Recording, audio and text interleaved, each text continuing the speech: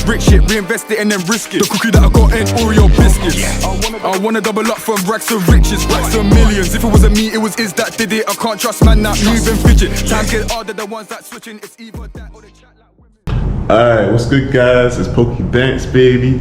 Welcome back to my channel. It's been a minute. But yeah, no, right now I'm in Houston. This is the second part of the series, Level Up season. And to level up, you need your savings. You need soldiers. You need money to use to generate yourself more money. You need a stack behind you. You need to put some bread behind, stack that up so then you can go out and make the moves that you want to make on your time frame. With savings, right? Savings gives you a peace of mind. It keeps you, hungry. It keeps you in the right frame of mind so then you can do what you want to do. You got that emergency fund. First of all, emergency fund simply is essentially a stack of cash which could be between 1, 2, 3, 4, 5, 6, or even a year's worth of savings. 1 month, 2 month, 3 month. And these savings is what you can use to fall back on if you lose your job, run into emergency, you got to pay off something.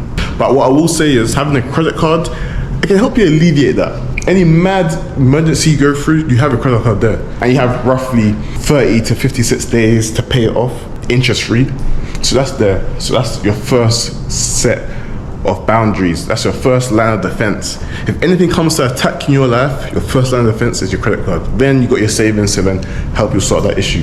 When it comes to saving now, there's 2 types of saving. Are you saving to spend, so delayed spending, or are you saving to invest? A lot of people, they'll be saving all this money, saving £1,000, £2,000, £5,000 just to go spend it on the car, which is a depreciating asset, or to go spend it on holiday. I mean, yeah, cool. You can, with a car, there's utility. You can get around, but it comes with more costs. Also, with holiday, yes, you can learn a lot from holiday. You can be motivated. That's right. But then you're back to level 0. You're back to stack 0. So it's like, what are you trying to do? Are you trying to save to invest your money? So then you can increase your income, increase your knowledge, be more potent, have more attack potency. Anyone that plays any games, increasing your attack potency or increasing your ability to do more damage is way better. It's way more efficient than just, doing the same amount of attack damage and restarting again. You're not investing in your skills. Treat life like a game, especially with your savings. So with that being said, you gotta understand, what are you saving for? A lot of people, you man just saving. It's cool, it's great. It shows discipline. I like that. Discipline is great. If you could save, then that's great. But the next step is, understanding how to use it efficiently, That's one thing I'd say. So then, what are you saving for? Are you saving to invest into a course? Are you saving to, invest into stocks or property? That's the big question you gotta ask yourself. Saving is good, but you gotta do it wisely. Some people they just delay spending. You're saving just to go spend it in the future. You wanna be able to increase your income to a level where the liabilities you wanna spend on, holidays, all of this stuff, you make it within a month. You make £7,000 a month. You spend 2K of that on holiday, 3K of that on holiday. You didn't need to save up for it. You just lived your life, you worked, and you did what you gotta do. That's the one thing I'll say about savings. Where should you put your savings? It's always good to have it in a separate account.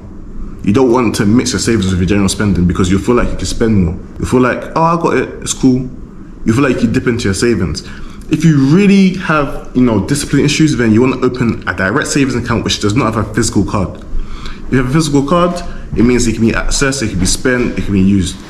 Whereas with a direct savings account, like the NS&I, for example, you get your savings per annum, APY, annual yield per year. And with that, for you to withdraw out your savings, it could take, a few working days. It's not instant like a bank transfer. But again, it all depends on your discipline level. So it depends what works for you. And then now, when it comes to actually saving is important. I know that Pokey, but when it comes to actually saving, how do I do so? I mean, look, at the end of the day with money, right, it's as simple as this. It's not about how much money you make, it's about how much money you keep. So in order to save, you need to keep some money. You need to make money and keep it. If you're making little amounts of money, which is relative to whatever you do. So if you live in London, for example, and you're making little amounts of money, then you're spending a lot of it on rent and just the general cost of living. So therefore, it's hard for you to save. So sometimes, to even save, you need to actually make money to then save in certain situations. I get it, some people may have kids, childcare, I know it costs a lot. It's a flex to have kids these days. If you know somebody that has 2 or more kids, that's a flex. Affording kids nowadays is crazy. It's a financial decision you have to make. Nursery cost is not a joke. So yeah, sometimes in some certain situations, you need to make more money to then be able to save. And in terms of cutting down, again, you gotta be strict with yourself. What do you love in life? I'm not here to teach you to be homeless. What do you love in life? Do you like experiences? Do you like traveling? I like traveling. So when it comes to traveling, I'm ready to splash. I love eating out. I like eating food, you know? Again, I'm ready to splash. But other things, clothes, I'm not splashing on clothes. I'm not going crazy in Selfridges. I'm not gonna delegate my money there. You know, I stopped drinking. So again, I'm not delegating money into these things that are wasting negative ROI activities. Where I'm putting my money, I'm putting into positive things that can benefit my life. Traveling, I'm getting to see things. So again, when it comes to saving, understand what do you like in life and what don't you care about. Some people don't care about cars, so they don't go crazy on cars. They don't overdo it and save your money there. As a man, if I'm being honest, some of your biggest expenses will be cars, where you're staying, and women. Women is the biggest one. Dating is an expensive hobby. Dating is for guys that have time to play. When you think about it, at the end of the day, the money you're putting up for these dates and whatnot, you're doing it with girls that you don't feel like you'll be with in the next few months. And the aim is just to, chop. You're paying 400, 300, 400, 500 pounds on dates consecutively in the chances of chopping them, and you might not even speak to them. That ain't your future wife. So it's like, why do it? What's the point? Get yourself a babe. Or in fact, don't even chat to women at all. If you want to really save money, don't go outside and don't chat to women. And that's just me being real. In today's gen, it can get too expensive, and especially if you're dating in London or any big city. That's what the game's come to nowadays. That's what it's come to, like. So, guys, when it comes to saving money, sometimes you just gotta think about, well, how's your life set up? Are you doing things correctly? Are the right people around you? Like, talk about your friends as well. Like, are they out here to spend, or they're looking to do income generating activities? What do your friends shout you for? Do they shout you to go party and split money on a bottle? Or do they shout you to, let's go halves on this course. Let's go to the gym. Let's go to the library and revise. Have a mix.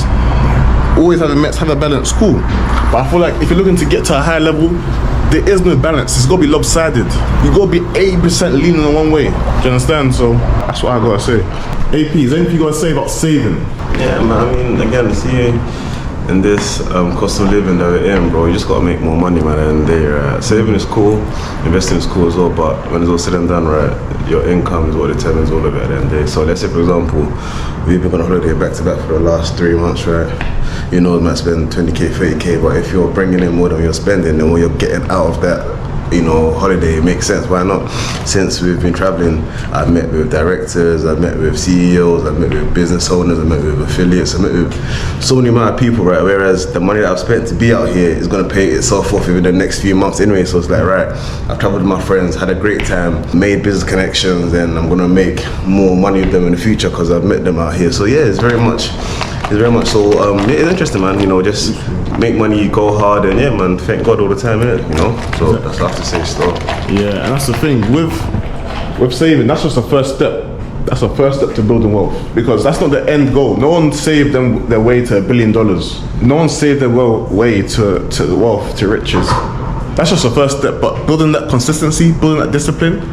If you're able to do that, then you can go forward and start looking into investing and whatnot. But I just want to say, in terms of leveling up, saving, that has to be on your forefront.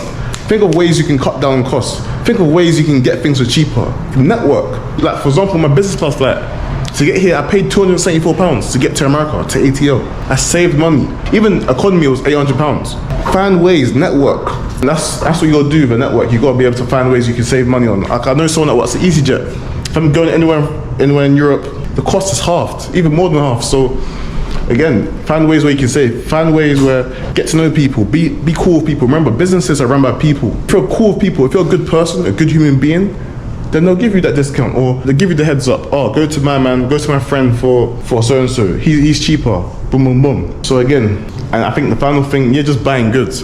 Buying with value. If you buy cheap, you go buy twice. So yeah, if you're buying anything, initially the price tag, may look like you're saving money, but in reality, when things break, when you need to repair things, it doesn't make sense. So yeah, that's what I'd say. And yeah, little things add up over time. Yeah, the Starbucks and all those things, but it depends what you love. Splash on what you love and then cut mercilessly on things you don't love. That's what I'd say. So when it comes to leveling up, if anyone wants a plan, a step-by-step plan on how you can level up, increase your savings, we can work out a plan, tackle the areas in your life that are hard for you to understand. Essentially, I'm your financial therapist. Check out the link in the description. Let's get it. It's Pokey Banks, baby.